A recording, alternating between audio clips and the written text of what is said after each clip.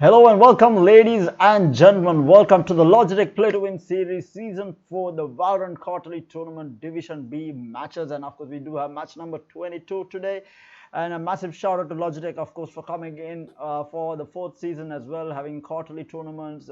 They're giving away 130,000 in prize money across the two divisions. So that's a lot of prize money for each quarter, mind you. So, I mean, massive shout out to Logitech for doing this. And if you're in the market for some new peripherals, do not forget to check out all the Logitech peripherals.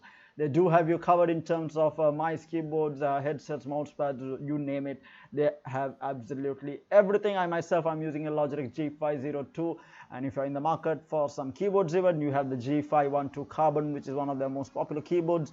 And if you're looking for something higher end, you have the G9 series, which are low profile mechanical keyboards, which I'm a massive fan of as well. So do check it out if you all are in the market for some new peripherals. And of course, as usual, joining me for the cast is going to be none other than Might. Hi, Might. Hello, Tada. Yeah, so we do have an interesting match on our hands today. We do have, I think we have seen these two teams. Let's take a quick look at the rosters. It's Zyphos, Cadmium, and G33K Force. Yeah, that's. I do remember watching Cadmium last tournament. Yeah. I remember especially on the side of Force, Geek Force as well. We have Valisundara and Robotic Force. And no, it's Geek Force. I butchered it. Oh no, I'm gonna get a lot of hate for this now. But yes, Geek Force versus Cadmium, guys. Finally got the name right on the first go. G33K Force, oh no. Dead. I'm gonna hear a lot about this after the stream. You're gonna get sued. You're gonna get cancelled on Twitter for this. Okay? But yes, we have seen, right? Because we saw Valisundara, I think I remember this name, and Robotica as well from the previous quarterly tournament. So 1 second, I think the game is ready to start. Yeah, so I think we have seen both these teams, but I don't think they went against each other, so it's going to definitely be an interesting matchup. And surprise, the map is going to be Asan, you know. No. How many Asans have we seen across the tournament? I mean, come on, guys. There are more maps. You have Icebox, which Breeze. I personally love. No, Breeze, okay. Breeze is a bit questionable. We saw one game on Breeze. I don't want to relive that. But definitely Icebox. I think we saw one game on Haven, maybe two. We actually saw a lot more split than last time, to be honest. So I'm actually happy about. Yeah. But again, Ascent seems to be the map which a lot of people favor because of how the gunplay works in the map, in comparison to the other maps. Yeah, I mean, I don't know. For me, the problem with Ascent is on attack. I feel like it's really hard unless you're with your team, right? Like I understand why Ascent is good if you're playing with your team, but if you're playing pubs or if you're playing rank on solo queue. On a solo queue, yeah, it's really hard. Ascent. There's always that one Insulog duelist who dies in front of B main or A main. On defense, the man just peeks and just dies. Like, why did you do that? Yeah, and even on attack, right? Like because Ascent mid control is hella important to get control of mid. And if you don't have a proper smoke, and if you don't have your teammates looking at the proper angles, you tend to just die out of nowhere. And it is really hard to play if you don't have your teammates, coordinated on Ascent. And just diving into a site, either site, whether it's A or B, it's extremely difficult. It's just a small archery that you're running through. And if you're not coordinated enough, it's really hard to pull off. So that's why I personally don't like Ascent, because I don't play in a competitive team. So I play pubs and I run into pubs, right? So yeah, I don't like Ascent. But Icebox gives you a way more leeway, right? There's so much to play on that map. I don't understand. I'd like to see Icebox for sure.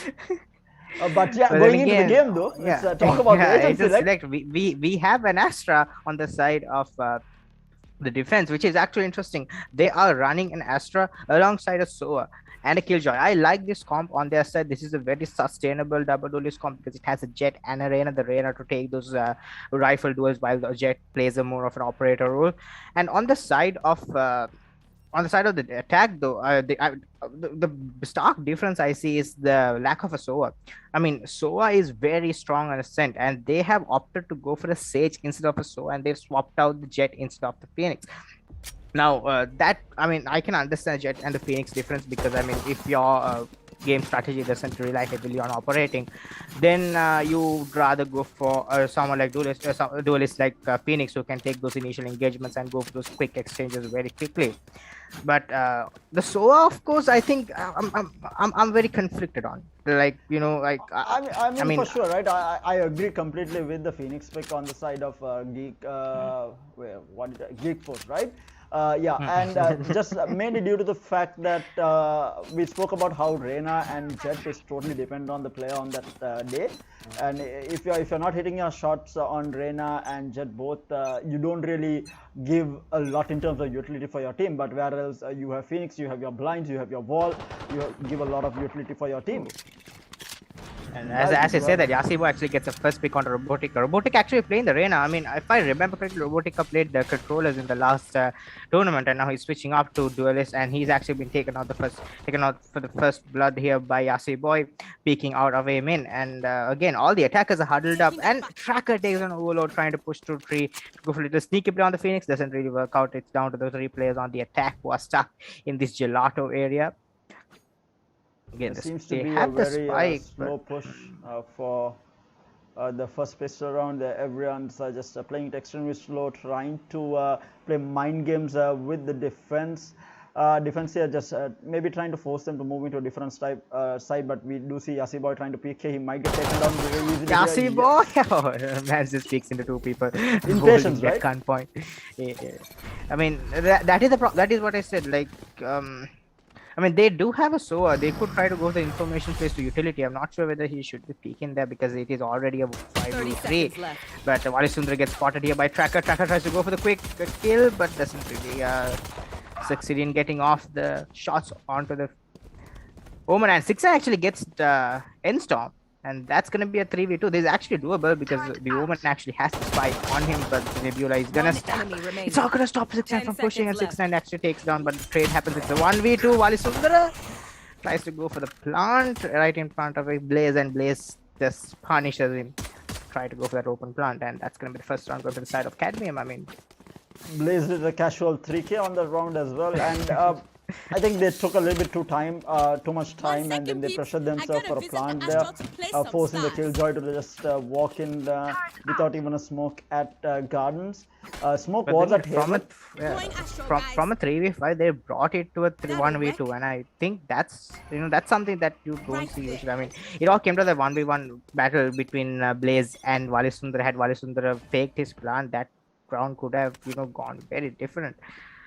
But again, Yasiboy, we see him peeking A main, doesn't see anything as he's gonna back out, give up side. They've actually given up A side completely. They're basing their defense solely based on this single Astro Star placed in front of A main. Tracker's actually gonna get overload. Here. Again, this is the second time he's been caught in this position. I'm not sure whether this is working out for him. I mean, this is still the pistol, so we don't know that. They actually went for a force buy on both sides. So, I mean, meanwhile, Sundara gets spotted there by the Killjoy, the utility, and the nano swarms, and the gravity waves. Oh, everything's been thrown at him. He's down to 35 HP. A good coordination between the team, but they do seem to be going into a B push now, forcing everyone to rotate back in. But we do see the Sova. Tracker actually spots 2 players pushing into lane. The Killjoy actually takes down 1, but Walisundra is that trade him out. It's a 3v4 advantage on the side of the defenders. 6ix9ine holding in strong, and he's getting flanked. 6ix9ine's getting flanked by the Jet, and Yasibo actually takes him down. It's down to the 2 players inside to try and do something here. Jundaya has no heal on him to help out Walisundra. Jundaya's gonna try and push off of the recontact, but not be able to, as Yasibo and Tracker join in for 1 kill each. That's gonna be the second round of the side of Cadmium. Again, it was a very, very convoluted buy from the side of Team Geek Force as well, because I mean, Valisundara was the only one who had a Spectre by the looks of it, because the rest of them decided to buy down to rest of them has 6 pistols, which means Valisundara will be in a bit of a economic hurdle this round. Yeah, if you see now, they are now forced into a half shield Spectre, but we do see Overload going in for that full shield Vandal alongside the Sage on the side of Geek Force here. So 2 Vandals, the rest of them Spectres, and some of them on half shield. Definitely a weird buy. But on the side of Cadmium, we do see them obviously a bonus round for them playing on the Spectres. Again, initial PK by Yasi Boy gets information, he's gonna fall back. And that's going to be the site open. There's no one in a site except for Yase Boy holding down Trey. Oh Lord, actually, yeah, he just had to blaze wall as well to get into the site. Free of chance, and that's going to be the site entry. Olo's going to get in. None of the players have ultimates charged as well, which is very surprising. I usually expect at least one ultimate to be charged by this time. But the door is going to get broken immediately, and all the attackers are going to huddle up. 4 of them are actually going to huddle up inside the A main, taking control of here, trying to play those force plants. Slowly Overlord with the curve ball doesn't regress off of it. The Sage wall up in heaven is going to... Actually, the Owl drone actually gets through, and he's probably going to tag up Robotic. It does, and Yasibo is going to run and gun him down, and that's going to be... No one on side because simply defuse. They're not taking down. They're not taking on Cracker. Blaze and Vaz takes 2 kills on the round. It's down to 1v1. So versus Sage and Shundaya is there with the Vandal, the hero Vandal coming into play as he takes the first round for his team. I think that's a bit of an interesting play by Cadmium, right? They knew they were all huddled up in A main there, and they decided to try and defuse that without any sort of cover, and the Omen blind actually hit all 4 players that were left alive on the side of Team Cadmium, just making it an impossible fight. But I mean, to be fair though, they did manage to do quite a bit of damage there, but now we do see Cadmium on a half buy. That I do agree. That paranoia by Valasundara was just completely on point. That just took vision of like 5 players, which just allowed him to just peek and take 2 kills, which was actually pretty important. Look at Yasi was pushing all the way up into A main. Jundai is holding this though. Jundai might take the engagement in A main, but Yasi boy wins it. And it's down to the 3 players. Tracker actually takes an overlord. In the meantime, it's down 3 players on the side of attack, remaining 2 huddled up in B main, Robotica in mid. And actually, no, Robotica's position by the looks of it. He's going to give away his position by the jump pick. 6-9 gets so forcing to Javai. Gets end storm. Robotica actually takes kill onto Tracker. It's going to be a 3v2 all of a sudden. They do get the plant down. And the Killjoy ult is... It's actually the attack Killjoy ult that is being used here by... Geek forced to ensure that plant. The Astra is right here. Robotic. This battle could be huge. He actually checks him, and Blaze actually wins the fight. He doesn't check it properly, but then he's able to get his shots on point. It's down to a 2v2. Yasibo is very low on 45 HP. He has to try and do something here. Both players, they have the Cosmic Divide and the Blade Storm. I mean, not really very useful in this situation is the Blade Storm or the Cosmic Divide, but again, we will have to say what we will see what they can do. Try to push off the Storm gets around 37 HP. He gets a headshot onto 6-9. Yasi boy has the Blade Storm. Pop, he's gonna fall back. Popped it a bit too late. Last player standing. Clutch. And yeah, and that's gonna be the round there with the side of. They were never going to get that diffuse, right? I don't know why he popped the Blade Storm. It was already too late to get the diffuse off, and now he's not going to be having the Blade Storm until he frags out again, basically. I think the thought process there for Yasi boy was try and get the initial to if like again I'm very confused as to why they decided to go for that. I mean, they are not in the best economic position either, so you would have just decided to save it. But again, Jets. That's just my analysis of it. Jets. Jets. I mean, oh no, again. Oh no, trying to go for the NDS doesn't work out here. Overlord gets taken up by Tracker. Overlord has been constantly caught in this position. The moment actually he tries to go aim in, he actually gets frags out. But the moment he tries to go tree, he gets taken out by Tracker. This battle here is very one-sided. But again, Robotic are pressuring mid. He's holding mid. He's waiting for anyone to push. Doesn't see anything. Vasundara and Asif Boy gets 2 trades in A main. It's down to a 3v4 advantage outside the defenders. Blaze retrieves all the astrolobes. The plant is gonna go down. Yeah, it is, and that's gonna be the spike plant in A. They have a good. They actually have a. Oh no, Robotica's flank was caught by the alarm bot, so Robotica's gonna have to backtrack his way all the way into 3. Astra holding it. Nice start there. Nice start there by 6-9 to actually catch out Tenukan pushing out of Heaven, and that's good. And he's gonna try and go for the spray. The running gun on the Spectre doesn't work. Doesn't work out for him, and that's gonna be the third round for the side of Team Cadmium. Again, Astra fragging out. Yeah, 7-1 on the Astra. Yasiboy also 7-3, but obviously Blaze here having only died once. Wait, how did you only die once in 2 different rounds? I mean, they lose 2 rounds? Dead to the spike doesn't really count. So oh, okay. Yeah, so it's just 1 death. I mean, what is it with Astra's fragging out, man? Like, this tournament, every time we get an Astra, the Astra's on top of the scoreboard. Yeah, we haven't seen duelists actually fragging out. We have seen more of the utility carriers fragging out. We have seen sages. Oh, meanwhile, Overlord finally Overlord finally wins that battle in 3. Oh, thank God for that. As information, he is actually low. He can heal up. I'm not sure why he's not. No, he's actually used the running back, so he's okay, pushing through mid, and that's going to be information taken for him. The market is actually seen clear. Robotica, you cannot push up into the tree area. No. Not receiving. Blaze takes Overlord. That is so unfortunate as he tries to go for the initial peak. And Robotica is gonna catch Yasiboy completely fancy down, and that's gonna be A side completely open if they do decide to aggress off of it. And yes, the spike is actually making its way. The spike is actually making its way all the way onto the A side. But look at Jundai. Jundai is all the way in the B side. He's holding rotations, and that's gonna be the spike plant Q as well. Jundai is just doing so much work on this logs he's area. Going to get a sick backstab here. No, yeah, he's not gonna get it because the Killjoy is there waiting for him. That is so unfortunate. Killjoy was there, and Blaze actually 2 HP gave him 148 damage. Yeah, I think the initial shots from the Sage was onto the legs. I think that's otherwise he might have been able to actually get that kill at least. Would have done some significant economic damage, but now it looks like the Cadmium team is going for a save. Again, a good decision here. I mean, I mean, while they do have enough money in the bank, it's always. I mean, understanding which rounds they can understand which rounds they can lose. That's just a sign of a mature team. So I mean, yeah, because again, because Traka and Yasibai both does not have money, right? So they need to be able to buy for these 2 players in the next round. So just a good save, very true for sure.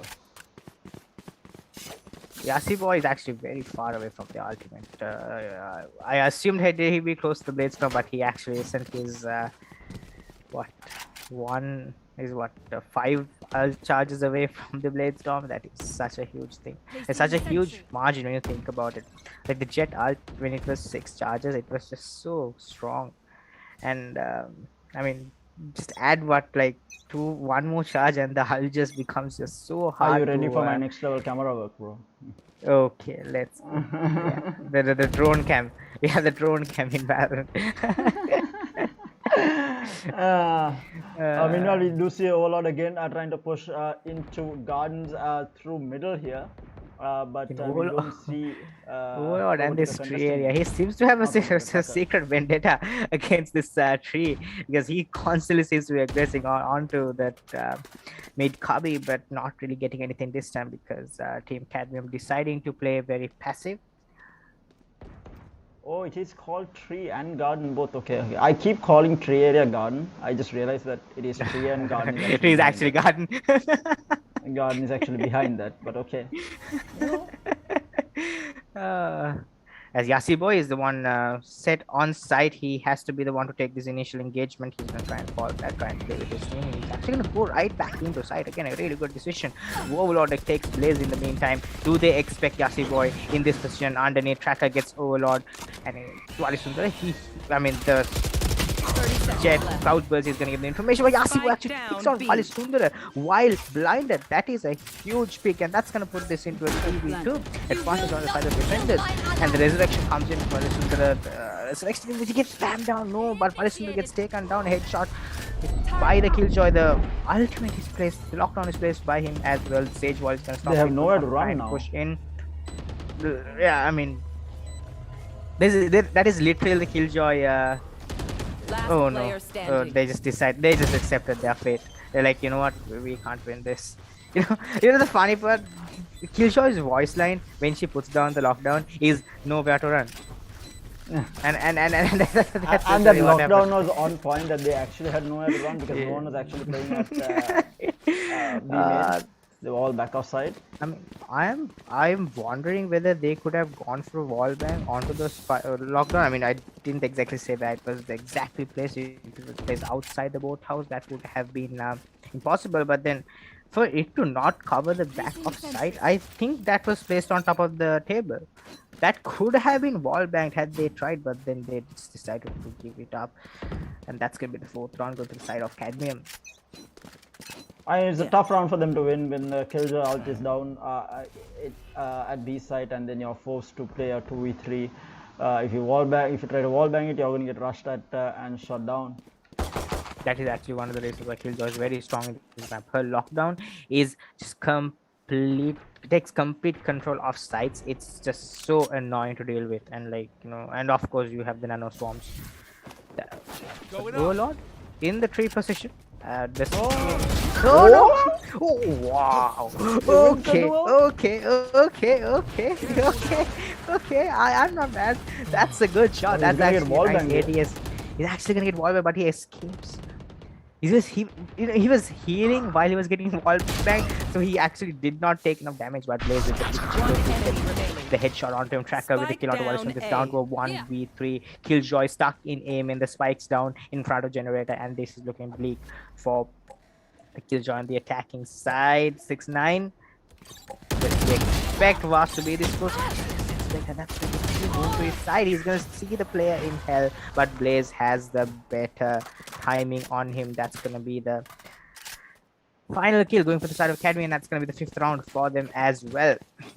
This is a really good attack round for Esports. Ascent obviously known to be a defense-favored map. They are doing a fairly decent. 5-3 is not too bad right now, but they need to be worried about the economy. Meanwhile, we do see Yassi Boy on the operator.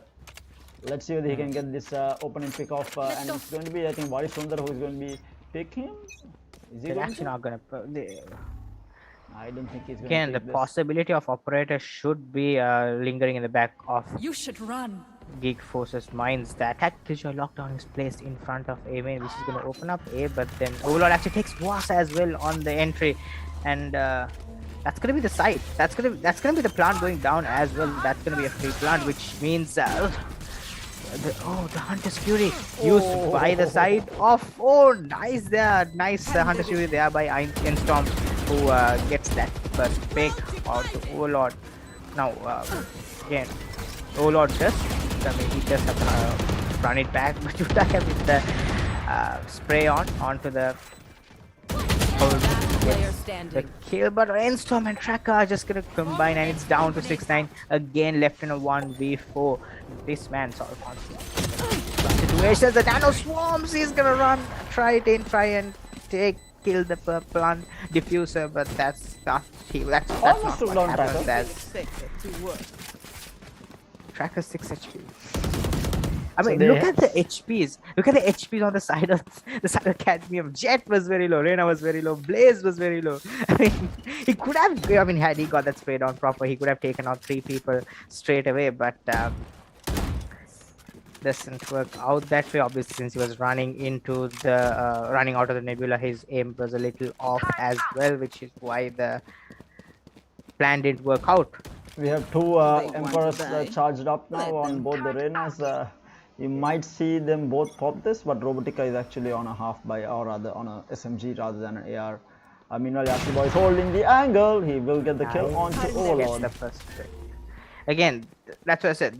The operator, the thing that makes the operator strong is your versatility when you're holding different angles. You can't hold the same angle every round. If you played mid this round, you go and take B next round. If you go and take A main next round. It's you have to constantly switch up your positions when you're the operator. Or you play CT. It's because thing with the operator is the more unpredictable you are with your positioning, the easier it is for you to get those frags and surprise opponents. But look at Junda. Junda is creeped all the way into logs. But he's going to get taken down by Yasi Boy with the quick play. But 6-9, he's here in the A side. That's going to be a plant going down. But looks like the Nanoswarm actually misses mark. And it's going to be a 3v5 retake here. And not really sure whether Robotica's flank can be of any effect because he's so slow. He's still stuck in mid, unable to push through. He's actually going to come back and he's actually walking with, and he has to Spectre as well. Not the best of positions to be in. Zips actually peeks and gets taken down by Was. While Sundra gets taken down by the Classic, it's down to Robotica in this 1v5 and he has the Empress up, but not sure whether that was the best play for him to take so long to come in that flank. And again, 6-9 peeking from hell there. That's not something he should have done per se, because what that does is it gives opportunity for the players on the defensive side to trade, because there were multiple defenders on site, and Cadmium took advantage of it, which just nullifies Robotica's flank. The thing with flanks, when someone's flanking through mid or through a different side, thing is you have to always buy time for the flank to work. Now, Joke's over. we didn't see that from the side of Geek Force. I mean, the idea was there, but the timing was completely off. They're going to try and pressure onto the A side again. Yeah, I think the side of Geek Force has been getting down plants, but their post plant has been absolutely horrible. They need to work on this if they are to be able to take a few more rounds, because there's 2 more rounds left, or rather 1 more round left after this. Oh, operator! Okay. Just run at the operator with the Spectre. If it works, it works. Botica trying to actually picks up the operator. I'm not sure whether that is the best decision. I mean, you'd prefer to hold close angles, but Blaze is closing in on him. Blaze wants this pick, and Blaze might actually gets caught while in the meditation form. But yeah, Robotica with the operator not able to even get the shot off. N-Storm gets 6 times. In the meantime, Sundra left in a 1v4, and all he can do is take a few bullets into his body, and that's gonna be the 8th round. Going for the side of Cadmium. Clean retake there by Cadmium, and absolutely forcing Robotica into a very difficult situation, pushing him from multiple sides. I think if he had the Spectre, maybe he would have got a trade-off, but with the operator, him getting pushed like that, he was actually confused for quite some time on which angle to hold. And I think this is one of the things that Tens talks about a lot in all those YouTube videos that keep popping up, the advertisements, about holding angles. If you're not sure of which angle to hold, you're not winning that fight. And that's exactly what happened to Robotica. He was not sure on which angle to hold, and he just basically died without a kill. Okay, nice jump pick there. A bit of a dapper showing coming off, but I mean, in the meantime, 2 kills go up in mid, and that's going to be Overlord getting taken down in mid again. Overlord in this positioning in mid has not had the best of times, as Robotica has a Bulldog and has the Lear out. They're walking into a double stack. Yeah, they're walking to a double stack in 8th. Team Cadmium does have all their bases covered up. It's not looking too good here for the side of Esports. If they aren't able to get a kill in the next few seconds, it's going to be real hard for them, because they're running into the last minute, and it's Yasi was already in sight, and Tracker gets the first pick, and that's down to 2v5. Sundra with the spike is stuck in mid top. He's going to use the From the Shadows, get himself into B side, but he's going to get spotted by the Killjoy, which means he'll go all the way back into B main, and Tracker doesn't get taken down. One enemy remaining. 30 seconds left. Was places the ult in B main, and that's Sundra actually might be able to get a plant down. Oh no, is this what I'm seeing? Oh no, is the Jet trying to go for a knife? Is the Jet trying to go for a knife? Is he? Yes, he is, and he actually missed the knife. Oh no, and Blaze is there to get the final kill. Yasi boy with a little bit of trolling. Mans just tries to go for the knife kill, doesn't work out, but round goes in their favor nonetheless. And That's going to be Cadmium going into the second half with a very considerable lead on the game. Switching sides. He almost had it. He almost got the knife. Dude, how many knife kills have you gotten throughout the Valorant? Who, me? Yeah. Asking the wrong person, man. I don't troll. I'm a very serious player. I don't troll. Really? And then you still have Jet. Yeah, I don't troll at all. I just miss a lot of shots, that's about it. If you consider that trolling. So like, shooting is your trolling. Yeah. I whiff completely. I whiff an entire mag on a person and I'll be like, yes, I was trolling, guys. You know? Not that I have bad aim, trolling. but I'm trolling. I just wanted to assert my dominance, you know, show them that I have a gun, scare them away. Yeah, exactly. Yeah, Sage wall placed in mid. The lack of a SOA on the side of defense here might not work in their favor as Tracker actually walks in. Overlord gets the kill onto Tracker, but Avas is there to trade him out. Yasi Boy gets Robotica. In the meantime, that's going to be the A site opened up. Robotica was actually trying to creep into Wine in the midst of all the commotion, but not really working out. Was holding mid, expected the Sage to be on top of the wall, but Sage is already in a shot. The plant is going to go down. End Storm is here. He's gonna spam through the nebula, doesn't get anything. The spike's gonna go down. That's gonna be a 4v3 site retake here on the ace side. One enemy remaining. Okay, Asiboya and Storm get together for 2 kills. That's gonna be the final stage remaining. Jundaya gets the first pick onto Was. It's down to a 1v3. Estra is very low and she's stuck in aim. But I like how Cadmium are playing this. They're playing 2 in hell. They're playing 2 players together so that Jundaya is caught in a crossfire that is just completely unfavorable for him, and the window is not broken as well. The glass breaking is going to give them all the information that the push is coming from heaven from the side of Jundaya, and Blaze is there waiting. Blaze doesn't actually get taken down. Jundaya is just not sure which angle to hold. He's actually going to try and save the ghost. Yes, he actually tried to save the ghost. I'm not sure why, because the economy in the Valorant works in such a way that if you do save, especially on a pistol round, the economy is not going to be all that great. Which is why you see him stuck at 1,600 credits. Yeah, definitely not. I also don't think that was the correct move to make. But we do see a force buy coming out from the side of Geek Force here. A double Ares into Jundaya just on a classic, as well as 6-9 on a classic as well. Yasi Boy and Tracker both on catwalk here, trying to go towards tree here, pushing in hard.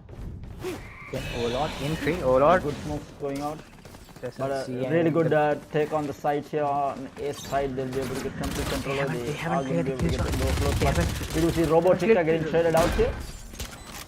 Robotica, that was unfortunate. Robotica, oh no, the wall back. That is such a huge play there by Yasi Boy. Realizing that people are in heaven, he immediately swaps out the Spectre to an Ares. And the Ares, why the Ares, especially in hell, is that you can wall back people from hell.